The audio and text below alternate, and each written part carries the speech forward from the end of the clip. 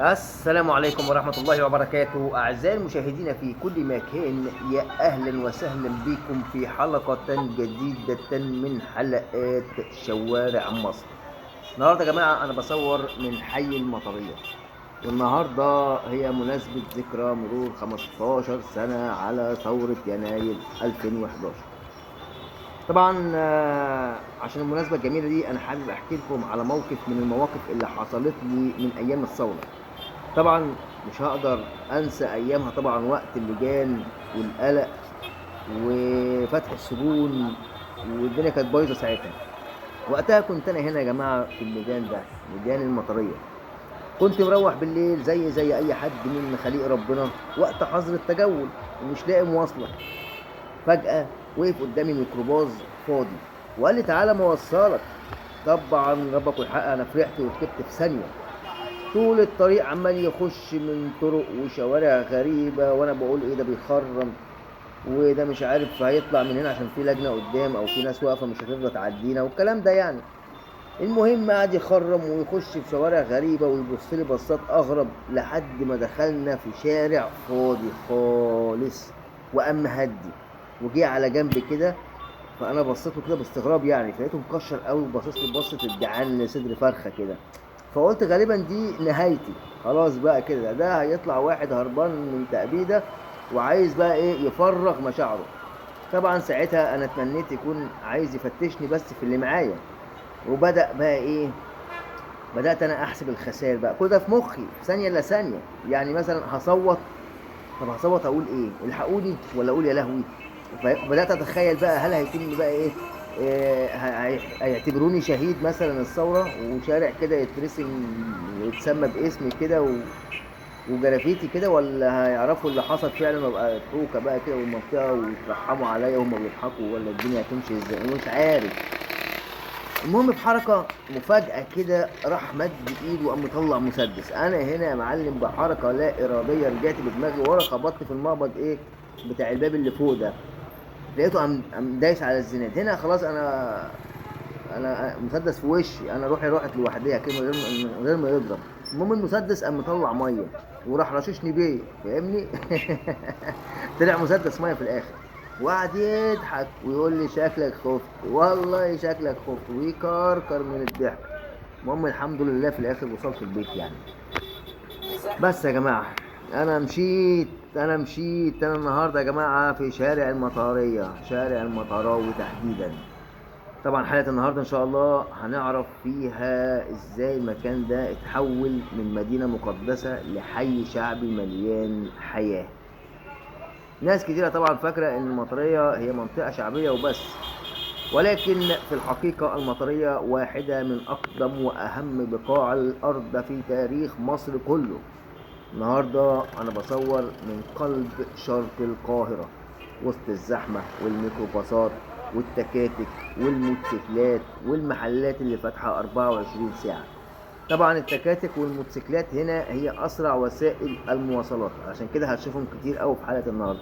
طبعا في الميدان أنت شفت الطابور اللي كان واقف قدامنا. لو هنتكلم يا جماعة عن المطرية عموما في التاريخ القديم، هتعرف ان المطرية من اكتر من 5000 سنة ما كانتش اسمها مطرية. لا، هي كانت جزء من مدينة اون، او زي ما الاغريق سموها هليوبلس، مدينة الشمس. هنا يا جماعة كان مركز عبادة الاله رع. هنا اتبنت المعابد، هنا المسلات. يعني مسلة المطرية اللي كانت موجودة هنا لحد وقت قريب هي كانت شاهد حي ان المكان ده كان في يوم من الايام قلب العقيدة الفرعونية. تمام. طبعا في هنا قدام على ايدنا اليمين شجرة ستنا مريم.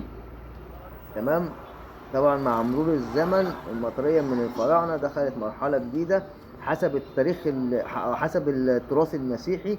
العائلة المقدسة عدت من هنا وشجرة مريم بقت رمز ديني وتاريخي. بيزوروا طبعا ناس كتيرة جدا من كل أنحاء العالم. يعني تقدر تقول المطرية دي هي مكان واحد جمع تاريخ فرعوني ومسيحي في نفس الوقت، فاهمني، أو في نفس الأرض. طبعا المطرية اتحولت بعد كده لمنطقة زراعية، بساتين بقى ونخل وأراضي خضراء والقاهرة عموما كلها كانت بتتغذى يعني من الخضار والفاكهة من هنا من المطرية. هنا كانت بيوت بسيطة، ناس عارفة بعضيها. الهدوء هنا هو عنوان المكان. المطرية دي كانت أهدى مكان في مصر. طبعا مع زيادة بقى السكان القاهرة كبرت والمطرية اتغيرت، والأرض الزراعية بقت عمارات، والطرق الهادية بقت شوارع رئيسية. وزي ما انت شايف كده شارع المطراوي وشارع طلعت الجبل، وبقى في محلات وفي ورش مواصلات. يعني تقدر تقول المكان اتحول من قرية لحي شعبي كبير. طبعا حي شعبي كبير نابض بالحياة، مش هادي، نابض. زي ما انت شايف كده احنا دلوقتي الساعة 10:30 مساء. طبعا رغم الزحمة اللي احنا شايفينها ورغم التغيير، بس المطرية لسه محتفظة بروحها، روح الجدعنة، روح الجيرة، الناس اللي بتقف جنب بعض. هنا الشارع لسه ليه قيمة بصراحة. طبعا يعني كفاية الاسم يعني فاهمني، ولكن خف وزنه كفاية اسمه كده يعني الحكايات بتاعت الشارع معروفة والاسم معروف فاهمني. فالمطرية مش مجرد حي يا جماعة، لا دي تعتبر طبقات من التاريخ، طبقات كده فوق بعضيها، من مدينة الشمس لشجرة مريم لحي شعبي مليان حياة. ودي كانت حكايتنا النهاردة يا جماعة من شوارع مصر. دي كانت حكاية النهاردة، أتمنى الحكاية تكون عجبتكم. وأنا مبسوط إن أنا رجعت تاني أقدم شوارع مصر. مبسوط جدا إن أنا بقدم الحلقات دي رغم إن النت فاصل، فأنا مستخدم كروت الشحن وهذا خراب بيوت في الوقت الحالي. ولكن أنا أحب القناة وأحبكم وعايز إن أنا أقدم محتوى. أتمنى لنفسي الاستمرارية، ادعولي بالاستمرارية. وطبعا احنا كده هنكمل مع بعض. انا كنت المفروض هقفل دلوقتي بس انا لسه ما وصلتش اصلا لاخر الشارع، فاحنا نكمل مع بعض لغاية اخر الشارع عند كوبري عين شمس، ومن هناك نغلق حلقتنا ويبقى كده احنا وصلنا لشارع المطراوي كله فاهمني. يبقى احنا كده اتفرجنا على شارع المطراوي كله. طبعا بعتذر على جودة الفيديو، تليفوني اتسرق في الشغل، وده تليفون قديم كان عندي صلحته بصراحة، وده القديم اللي انا كنت بصور فيه من البداية. طبعا اللي متابعنا من البداية خالص هيلاحظ الفرق وهيعرف الكلام اللي انا بقوله.